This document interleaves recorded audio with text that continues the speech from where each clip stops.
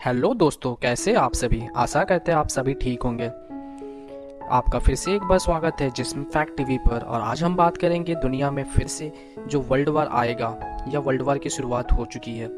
Basically लोग पहले कहते थे कि वर्ल्ड वार 3 जो स्टार्ट होगा वो वाटर के लिए होगा, पानी के लिए, लेकिन ऐसा अभी नज़र नहीं आ रहा है। जैसे कि आप सभी देख रहे हैं पूरे दुनिया में कॉन्फ्लिक्ट चल रहा है, जैसे कि रसिया का यूक्रेन वार जो कि पिछले 2 सालों से चला आ रहा है, इसराइल पैलेस्टाइन वार जो अभी आपने रिसेंटली 1 महीने से देख रहे होंगे, जो पूरे न्यूज़ चैनल में आजकल आपको शो हो रहा है। आपने इससे 15 दिन पहले आपने अजरबैजान वर्सेस आर्मेनिया वार देखा होगा, जिसमें नारगोनो काराबाग का रीजन अभी अजरबैजान के पूरे अंडर में आ गया है। चाइना ताइवान साइबर वार, जिसमें चाइना और रसिया एक साथ है और ताइवान को बैक करता है America, just because of micro processor को लेकर, जो माइक्रोचिप होती है जो आप अपने फ़ोन और अपने कंप्यूटर में यूज़ करते हैं। अब मैं बताने जा रहा हूँ सिविल वॉर के बारे में, जहाँ पे अलग अलग देशों के बड़े बड़े देश जो डेवलपमेंट हो चुकी है, वो देश अभी ये जो छोटे छोटे देश है वहाँ पे ये अपना मोनोपोली जमाने के लिए ऐसा कर रहे हैं। जैसे कि चाइना हुआ, जापान हुआ, यूएसए हुआ, रसिया हुआ, फ्रांस हुआ, स्पेन हुआ, ये सब बड़े बड़े देश ऐसे जो छोटे छोटे देश हैं। लीबिया का सिविल वार देख रहे हैं, यमन का सिविल वार देख रहे हैं आप, इथोपिया सिविल वार, सूडान का सिविल वार अभी अब रिसेंटली स्टार्ट भी हो चुका है। डेमोक्रेटिक रिपब्लिक ऑफ कॉन्गो का सिविल वार भी वहाँ पे स्टार्ट हो चुका है। इराक का सिविल वार और सीरिया का सिविल वार, जो पहले स्टार्टिंग में आपने देखा होगा रसिया और अमेरिका का था वहाँ पे, जो वहाँ पे पहले बहुत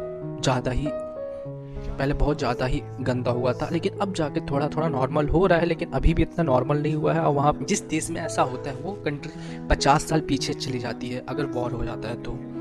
और आपने ये भी देखा होगा म्यांमार का सिविल वार चल रहा है, जो अपने पड़ोसी देश है, जहाँ पर गवर्नमेंट और वहाँ की मिलिट्री अगेंस्ट हो चुके हैं। श्रीलंका में आपने देखा होगा गवर्नमेंट का ये सब सिविल वार कहीं ना कहीं विदेशी ताकतों बड़ी कंट्री का हाथ होता है। बट मैं ये बताने आया हूँ ये वार क्यों हो रहा है, कैसे हो रहा है, कौन कर रहा है। बस आप सिंपल वे में समझो कि बड़े बड़े देश अपना मोनोपोली जमाने के लिए ऐसा कर रहे हैं। लेकिन मैं बताना चाहूँगा रसिया के बारे में। रसिया आपने पिछले 2 सालों से देखा होगा कि यूक्रेन का वॉर चल रहा है और वहाँ पे यूक्रेन के साथ पूरा European country, America, south Africa, Australia एक हो चुके थे और रसिया अकेला हो गया था जो उसको चाइना बैक कर रहा था। और अभी तो आपने देखा होगा यूक्रेन के जो पीएम है जेलेंस्की, ये पूरे यूरोपियन यूनियन से हेल्प मांग रहे थे, यूएसए से हेल्प मांग रहे थे, जो उनको आर्टिलरी और उनको अपना सैन्य अभ्यास करा रहे थे और साथ ही साथ अपना उनका हथियार प्राप्त कर रहे थे और उनको लड़ाकू विमान भी दे रहे थे। यूएसए जो यूक्रेन को सपोर्ट कर रहा था और अपने हथियार लड़ाकू विमान से वो भी इसराइल और पैलेस्टीन वार के अंदर घुस चुका है। अब ऐसी हालत हो रखा है, यूक्रेन बेचारा अकेले लड़ रहा है और जल्दी आप सुनेंगे यूक्रेन पे रसिया इन्वेड कर चुका है। इससे पहले आपने ये वार देखा होगा जो 15-20 दिन पहले अजरबैजान और आर्मेनिया के बीच में, जिसमें आपने देखा होगा पिछले 3 साल पहले जब अजरबैजान और आर्मेनिया का लड़ाई हुआ था, उसमें जो पीस टॉक करवाया था वो रसिया ने कराया था और जो रीजन के लिए लड़ाई हुआ था वो था नारगोनो काराबाग। वो एक कॉन्फ्लिक्ट जगह है, जैसे कश्मीर में है वैसे ही सेम वहाँ पे नारगोनो काराबाग है, जहाँ पे रूल बाई आर्मेनिया था बट पार्ट था अजरबैजान का।